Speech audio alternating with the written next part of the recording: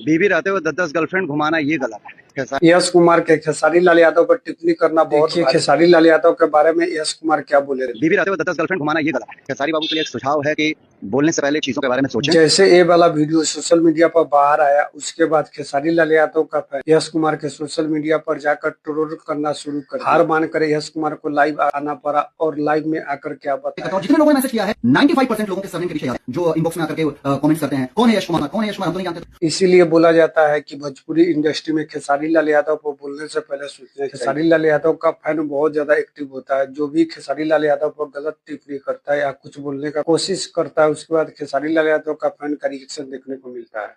ये जो दो चार है ना, ये दो कौड़ी के यूट्यूबर्स, इन लोगों को इग्नोर करने का, इनकी जिंदगी में बहुत टेंशन है। देखो ये चैंपियनजी यूट्यूबर को क्या बोला है कि 2-4 कौड़ी का यूट्यूबर। ये चमचा को ये पता नहीं है, जब 2-4 कौड़ी का यूट्यूबर बोलना शुरू करता है तो देश के लिए तू चमचागिरी करता है, उसको क्या हालत हो जाती है। कौन न्यूज बना होता है कि हमारा तबीयत बेकार हुई। और क्या बोला है तू आगे? तो वो सोचते हैं कि उठ करके जल्दी से विशाल वीडियो बनाते हैं तो पैसा आ जाएगा, तो खुश होने दें इनको। अरे वाह, ये तो लेटेस्ट न्यूज है। अरे चैंपियन जी, तुम पर वीडियो बनाने से पैसा आता है। तू आज तक भोजपुरी के लिए क्या किया है कि तुम पर बोल कि तुम्हारा घर चलता है खेसारी लाल यादव का नाम लेकर। जब तक तू खेसारी लाल यादव का नाम नहीं लेगा, तुमको मार्केट में कोई नहीं पूछेगा। जैसे ही तुम्हारे मार्केट में नाम खत्म होता है, फिर से तू खेसारी लाल यादव का नाम लेकर मार्केट में अपना नाम बनाता है। तू खेसारी लाल यादव का नाम नहीं लेगा तो तुम्हारा घर भी नहीं चलेगा। और दूसरे को भगवान से शुक्र मना कि खेसारी लाल यादव के चलते तुम्हारा घर का चूल्हा भी जलता है।